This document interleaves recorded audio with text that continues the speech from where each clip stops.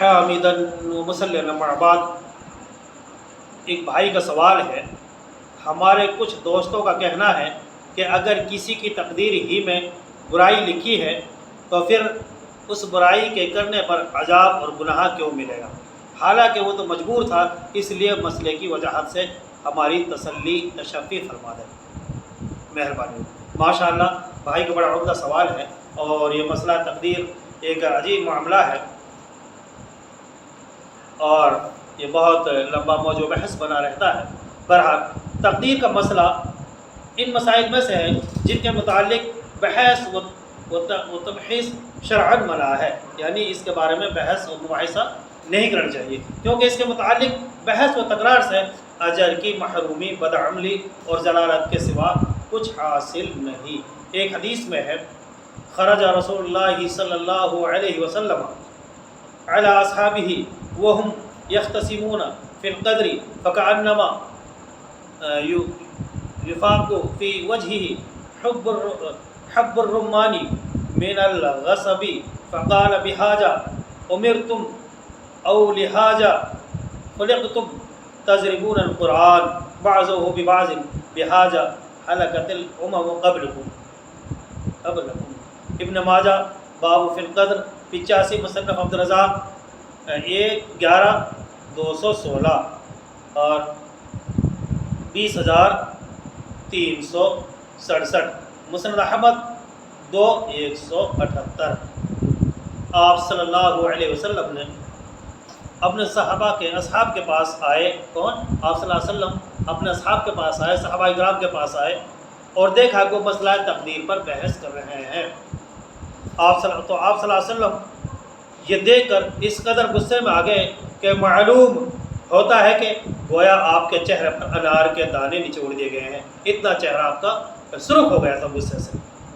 آپ صلی اللہ علیہ وسلم نے فرمایا، کیا تم اس کا حکم دیے گئے ہو یا تم اس کام کے لیے پیدا کیے گئے ہو؟ اللہ کے قرآن کی بعض آیات کے بعض کے ساتھ ٹکراتے ہو؟ یاد رکھو اسی وجہ سے تم سے پہلی امتیں ہلاک ہو گئی تھی۔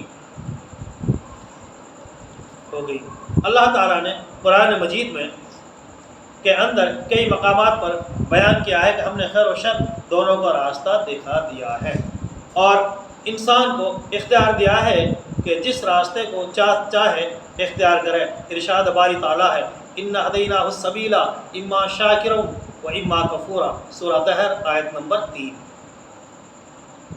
ہم نے اسے راستہ دکھا دیا، خواہ وہ شکر گزار بنے یا ناشکر۔ ایک اور مقام پر فرمایا، وَهَدَيْنَاهُ النَّجْدَيْنِ، سورہ بلد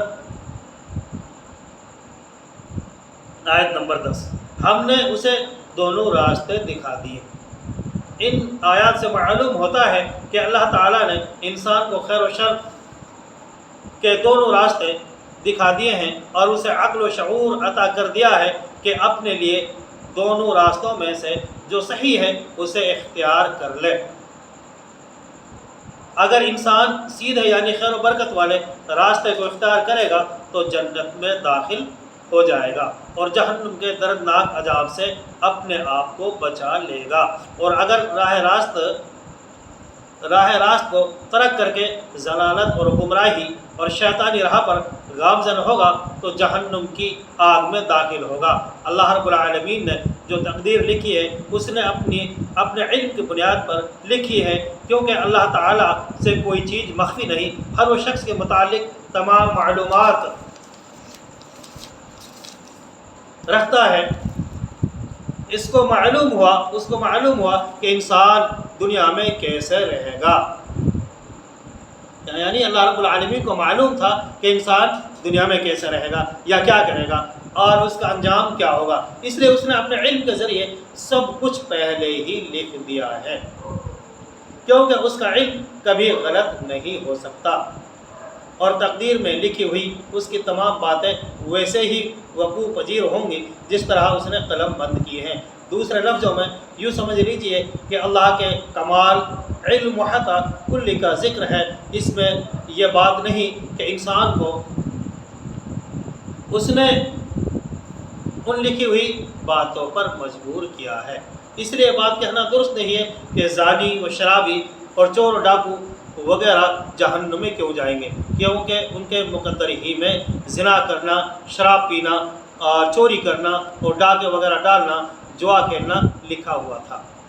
اس کی مثال یوں سمجھ لیجئے کہ ایک استاد جو اپنے شاگردوں کی ذہنی و علمی صلاحیت ہو اور ان کے لکھنے پڑھنے سے دلچسپی و عدم دلچسپی سے اچھی طرح واقف ہے، یہ بچہ پڑھتا ہے، یہ بچہ نہیں پڑھتا، اس سے اچھی طرح واقف ہے، وہ اپنے علم کی بنا پر کسی ذہین اور محنتی طالب علم کے بارے میں ڈائری میں لکھ دے کہ یہ طالب علم اپنی کلاس میں اول پوزیشن حاصل کرے گا، اور کسی شریر اور کن ذہن طالب علم کے بارے میں لکھ دے کوئی امتحان میں ناکام ہوگا، اور پھر لائق اور کن ذہن کو کلاس میں برابر محنت کروائے اور انہیں اکٹھا سمجھائے، لیکن جب امتحان ہو اور ذہین طالب علم اچھے نمبر حاصل کر کے اول پوزیشن حاصل کرے اور کن ذہن طالب علم کا نام ناکام ہو جائے، طالب علم اپنی کلاس میں ناکام ہو جائے، فیل ہو جائے، تو کیا کہنا صحیح ہوگا کہ لائق طالب علم اس لیے کامیاب ہو گیا کہ استاد نے پہلے ہی اپنی ڈائری میں اس کے متعلق لکھ دیا تھا کہ وہ اول پوزیشن حاصل کرے گا، اور کن ذہن اس لیے فیل ہوا کہ اس کے متعلق استاد نے ڈائری میں اس کے متعلق لکھ دیا تھا کہ وہ فیل و ناکام ہوگا، لہذا اس بیچارے کا کیا قصور ہے اور گناہ ہے؟ یقیناً سمجھدار انسان یہ نہیں کہے گا کہ اس میں استاد کا قصور ہے، اس لیے کہ اس میں استاد کی غلطی نہیں، کیونکہ وہ دونوں کو برابر سمجھاتا رہا، برابر محنت کرتا رہا دونوں پر، اور دونوں کو اچھی طریقے سے گائیڈ کرتا رہا کہ امتحان قریب ہے، محنت کرو وگرنہ فیل ہو جاؤ گے، اس انداز میں استاد ان کو سمجھاتا رہا۔ استاد کی ہدایت کے مطابق لائق طالب علم نے محنت کی اور نالائق طالب علم اپنی بری عادت میں مشغول رہا، اور یوں اس نے اپنا وقت کھیل کود اور شرارتوں میں صرف کر دیا، اور جو لائق طالب علم تھا اس نے محنت کر کے اپنا وقت ضائع نہیں کیا۔ اسی طرح اللہ تعالیٰ جس کا علم بلا شبہ پوری کائنات سے زیادہ اکمل اور پورا ہے، اس سے کوئی چیز مخفی پوشیدہ نہیں، اس نے اپنے کامل علم کی بنا پر ہر انسان کے دنیا میں آنے سے قبل ہی لکھ دیا تھا کہ یہ بدبخت ہوگا یا نیک بخت ہوگا، یا نیک بخت جنتی ہوگا یا جہنمی، مگر ان سے اختیارات اور عقل و شعور سلب نہیں کرتا، ان کے اختیارات عقل اور شعور سلب نہیں کرتا کہ یہ کس طرف جائے گا، کون سا راستہ اختیار کرے گا، صراط مستقیم اختیار کرے گا یا غلط راستہ اختیار کرے گا، بلکہ ان کی رہنمائی کرتے ہوئے اچھے اور برے راستوں میں فرق اپنے انبیاء و رسول بھیج کر کرتا رہا، اور یہ بھی انعام کر دیا کہ ان کی طرف اپنے رسول اور انبیاء کرام بھیجتا رہا، اور سلسلہ نبوت ختم ہو جانے کے بعد انبیاء کے ورثہ صالح علماء کے ذریعے کائنات میں انہیں ایمان و اعتقاد اور اعمال صالحہ کی دعوت دیتا ہے، یعنی انبیاء کا جب سلسلہ ختم ہو گیا، علماء ائمہ کرام جو وارثین انبیاء کہا جاتا ہے، وہ ان کی طرف سے ان کو اعمال صالحہ کی دعوت دیتا ہے۔ ان تمام احکامات کے باوجود جب کافر اپنے کفر اور طغیان پر اڑا رہتا ہے، فاسق اپنے فسق و فجور حساب و کتاب اور قیامت کے ہولناکیوں سے ڈراتا ہے، ان تمام احکامات کے باوجود جب کافر اپنے کفر اور طغیان پر اڑا رہتا ہے تو فاسق اپنے فسق و فجور سے توبہ نہیں کرتا، تو اس کے ان برے اعمال پر اگر اللہ تعالیٰ ان کو سزا دے تو اس میں اعتراض کی کیا بات ہے؟ یہ تو عین عدل و انصاف ہے، اور اس کے برعکس نیک و بد اور کافر و مومن سب کے ساتھ ایک جیسا سلوک کرنا عین ظلم و ناانصافی ہے، لہٰذا وہ اس نے جو